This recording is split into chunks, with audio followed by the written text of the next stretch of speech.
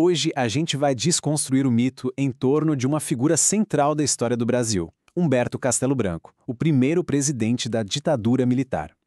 A ideia aqui é investigar como a imagem de um legalista, de um moderado, muitas vezes esconde o que ele foi de verdade, o arquiteto de um regime bastante repressivo.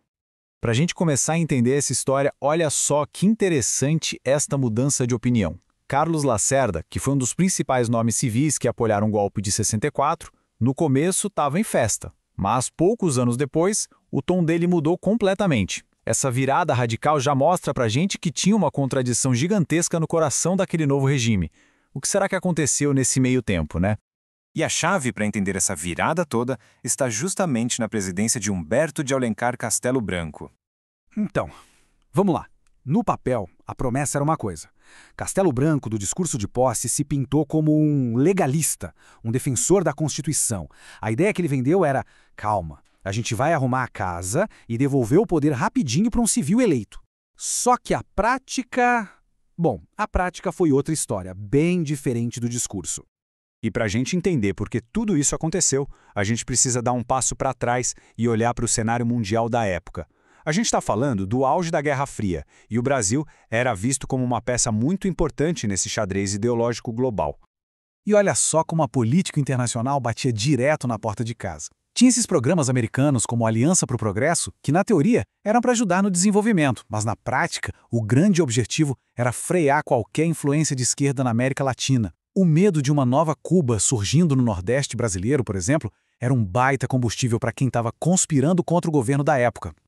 E aí, quando os militares tomaram o poder em 31 de março de 64, a primeira coisa que o novo regime fez foi uma jogada de mestre com as palavras.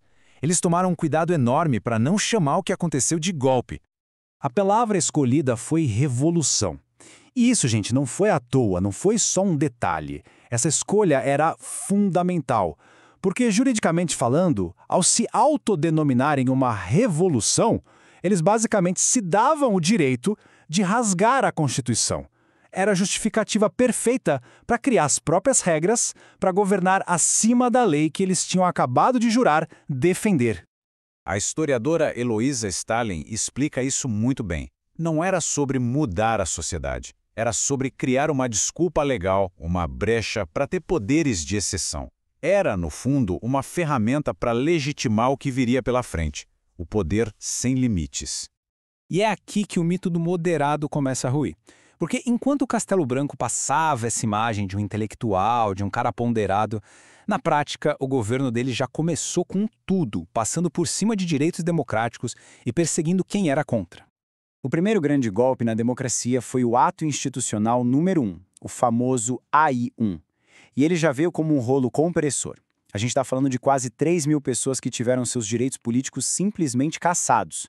E não era qualquer um, não. A lista incluía ex-presidentes, como Jânio Quadros e João Goulart, governadores, como Miguel Arraes. Quer dizer, a repressão não esperou, ela foi imediata e foi com tudo. E não pensem que a violência era só no papel, só na canetada. Ela foi física, foi brutal. E foi desde o primeiro dia.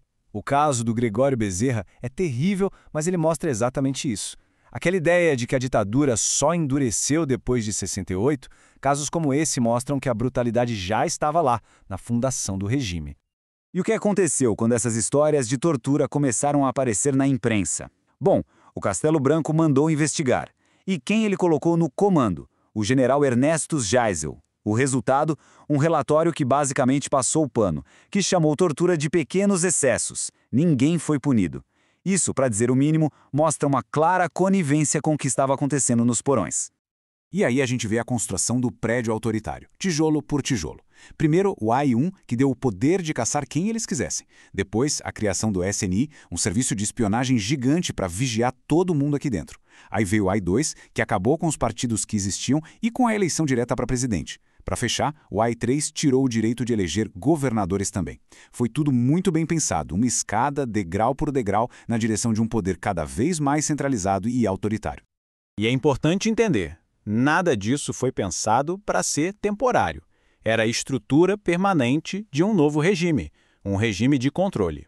E essa citação da Eloise Starling resume tudo, né? A base do prédio foi toda montada ali. Aquela ideia de que a ditadura só ficou ruim de verdade depois, com os outros generais, ignora o principal. Foi o Castelo Branco quem desenhou a planta, quem construiu as fundações desse Estado repressivo. Ele não foi um moderado que viu a situação sair do controle. Ele foi o arquiteto que criou as próprias ferramentas de controle.